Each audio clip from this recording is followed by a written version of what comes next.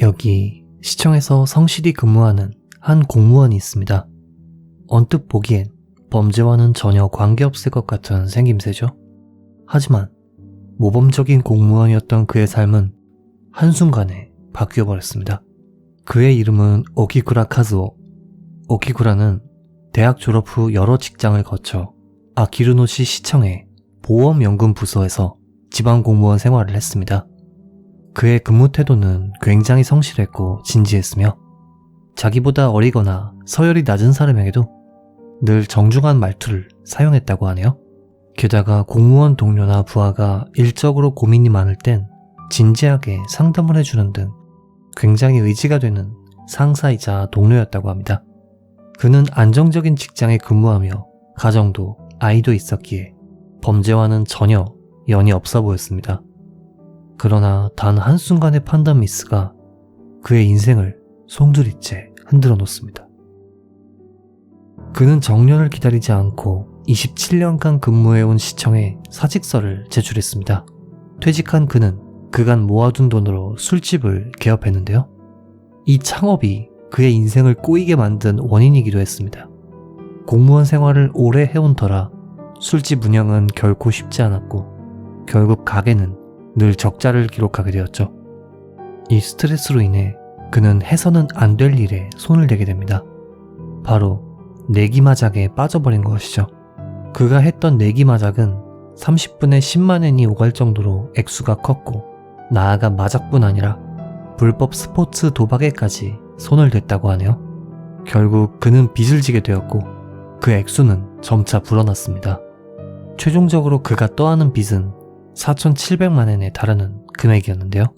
이 정도 지경이 되자 오키쿠라는 대인기피증에 시달리게 되었고 집에서 식사를 할 때도 가족과 함께 먹지 못하고 방에서 혼자 식사를 하곤 했다고 하네요.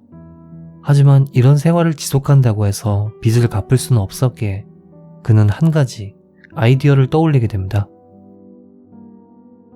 오키쿠라가 내기마작에 빠져있던 과거 2007년 10월경 그는 함께 마작을 하던 사람에게 어떤 이야기를 들었었는데요. 시에 땅을 팔아서 현금을 엄청 쌓아놓고 사는 집이 있다더라. 이 이야기를 기억해낸 그는 자신처럼 빚에 시달리는 사람을 물색했습니다. 그리고 오키쿠라의 말에 관심을 보인 사람은 그보다 4살 위인 이마루오카 요리야키였는데요. 그는 건설업에 종사하는 전직 야쿠자였습니다. 그렇게 전직 공무원과 전직 야쿠자가 손을 잡고 범행을 계획하는 영화 시나리오 같은 상황이 발생하게 되는데요. 이들은 오래된 집에 사진을 찍고 싶습니다 라며 사전 답사를 위해 앞서 말한 부잣집에 직접 들어가 보는 등 굉장히 대담한 행보를 보였습니다. 오키쿠라와 이마루오카가 목표로 잡은 것은 초후시 도서관에 재직 중이던 여성 A씨와 그의 남동생 B씨였습니다. A씨와 B씨는 둘 다 독신이었으며 남매가 사이좋게 함께 생활했다고 하네요. 그리고 앞서 말한 대로 이들 남매는 실제로 엄청난 부자였습니다. 땅값이 비싼 도쿄에 다수의 부동산을 가지고 있는 데다 시의 토지를 매각해 수억엔 단위의 수익을 올렸기에 지역 내에선 부자로 유명했지만 낡은 집에서 검소하게 살았었다고 합니다. 어찌됐건 두 범인의 계획은 점점 구체적으로 진행되었고 오키쿠라는 범행에 쓸 물건들을 준비했습니다. 그리고 2008년 4월 9일 저녁 8시경 오키쿠라와 이마루오카는 A, B씨의 자택에 침입합니다. 이때 집에는 B씨뿐이었다고 하는데요. 오키쿠라는 흉기를 B씨에게 겨눈 후 다음과 같이 말했습니다. 강도입니다. 돈을 꺼내주십시오. 무려 존댓말로 협박한 것이죠. 오키쿠라와 이마루오카는 박스테이프로 B씨의 손발을 묶은 후 집안을 뒤지며 A씨가 오는 것을 기다렸습니다. 약 2시간 후 집에 무슨 일이 일어난지도 모른 채 A씨가 평소처럼 현관문을 열었고 오키쿠라와 이마루오카에게 붙잡히게 됩니다.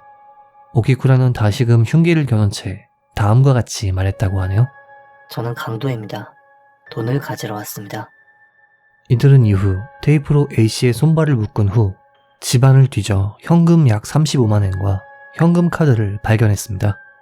범인들은 현금 카드의 비밀번호를 말하라며 협박했고 이때 A, B, C가 강렬하게 저항한 탓에 오키쿠라도 부상을 입었다고 하네요. 하지만 이들은 결국엔 비밀번호를 알아냈고 범행의 목적이었던 돈도 빼앗을 수 있었죠. 본래 범행의 목적은 돈이었고 목적을 달성했음에도 오키쿠라는 이렇게 생각했다고 합니다. 얼굴을 봐버렸으니 없앨 수밖에 없다. 오키쿠라와 이마루오카는 A, B씨의 머리에 비닐봉투를 뒤집어 씌운 후 목 주변에 테이프를 붙였다고 하네요. 이후 이들은 싸늘하게 식어버린 A, B씨를 자동차로 운반해 나가노현 이이즈나마치의 밭에 묻습니다. 이 밭은 오키쿠라의 처남 소유였다고 하네요. 다음날 아침 두 범인은 계획대로 위장 공작을 하기 시작했는데요. A씨가 무단결근하게 되면 범행이 금방 들통날 것이기에 그녀가 근무하던 도서관에 동생인 B씨인 척 전화를 걸어 누나는 오늘 쉰다 라고 연락을 했습니다. 이후 어지럽혀진 집안을 깨끗이 정리정돈한 후 A씨의 자동차를 역 근처 주차장에 이동시키는 등 남매가 살아있는 것처럼 위장했다고 하네요. 오키쿠라는 이후 자신이 300만엔을 빌린 지인에게 전화해 다음과 같이 말합니다. 누나 통장에서 돈을 인출해서 갚을 테니까 여성분을 데려왔으면 해.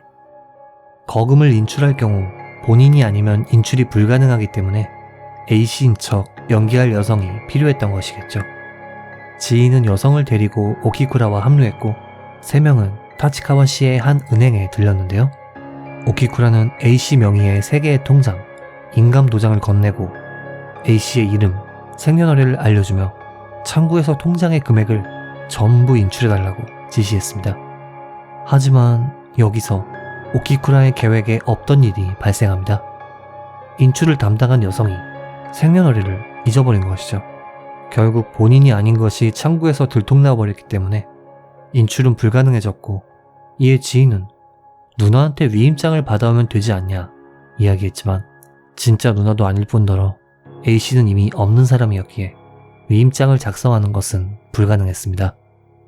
결국 오키쿠라는 현금 카드로 ATM에서 조금씩 돈을 인출하기로 합니다. 그렇게 두 범인은 도쿄와 사이타마현의 ATM을 돌며 총 526만엔을 인출했다고 하네요. 그리고 이렇게 인출한 돈으로 빚을 갚거나 여행을 다녔다고 합니다. 한편 A씨와 B씨가 모습을 보이지 않는다는 연락을 받은 경찰은 자택을 방문했는데요. 문도 굳게 잠겨 있었고 두 범인이 깨끗이 청소했었기에 어지럽힌 흔적도 없었습니다. 하지만 뭔가 이상하다고 느낀 경찰이 면밀히 조사한 결과 미량의 혈흔과 발자국을 발견했다고 하네요. 이 미량의 혈흔은 저항하던 A, B씨에게 오키쿠라가 입은 상처였죠. 게다가 A씨는 4월 28일부터 패키지 여행을 다녀올 계획이 있었고 여행 회사에 이미 대금을 납부했음에도 스스로 실종될 일은 없다고 판단. 경찰은 이 실종을 사건으로 보고 본격적인 수사를 개시했습니다. 그리고 4월 이후 다수의 ATM에서 현금을 인출한 기록을 발견, CCTV에 찍힌 오키쿠라와 이마루오카를 중요 용의자로 지목했고 2008년 4월 21일 이들을 체포하게 됩니다. 조사 과정에서 오키쿠라는 기억이 없다. 무슨 말을 하는지 모르겠다. 남매의 이름도 모른다. 라며 일관되게 혐의를 부인했습니다. 하지만 DNA 검사 결과 A씨의 집에서 발견된 혈흔과 오키쿠라의 DNA가 일치했기에 확정적인 증거가 되어 재판이 벌어졌죠. 재판은 다소 혼란스러운 양상이었다고 하는데요. 검찰 측은 오키쿠라가 계획한 완전 범죄였다고 주장했고 오키쿠라 측은 자신은 계획만 했을 뿐 실행할 생각은 없었고 실행에 옮기자고 한 것은 이마루오카였다고 주장했습니다. 한편 이마루오카 측은 종속적 관계였으며 적극적으로 계획하고 실행한 것은 오키쿠라라며 서로 책임을 떠미는 양상이었다고 합니다. 재판 결과 오키쿠라가 사건을 계획하고 주도한 것이 인정되어 오키쿠라는 사형, 이마루오카는 무기징역의 판결을 받게 됩니다. 이마루오카는 이 판결을 받아들였지만 오키쿠라는 항소했고 기각되었다고 하네요. 그리고 시간이 흐른 2014년 7월 2일 오키쿠라는 도쿄 구치소에서 쓸쓸히 사망했습니다. 약 1년 전인 2013년 6월 폐암이 발견되어 수술을 받았으나 암이 뇌로 전이되어 결국 사망한 것이라고 하네요. 전직 공무원과 전직 야쿠자가 손을 잡았던 이번 사건 어떻게 보셨는지요?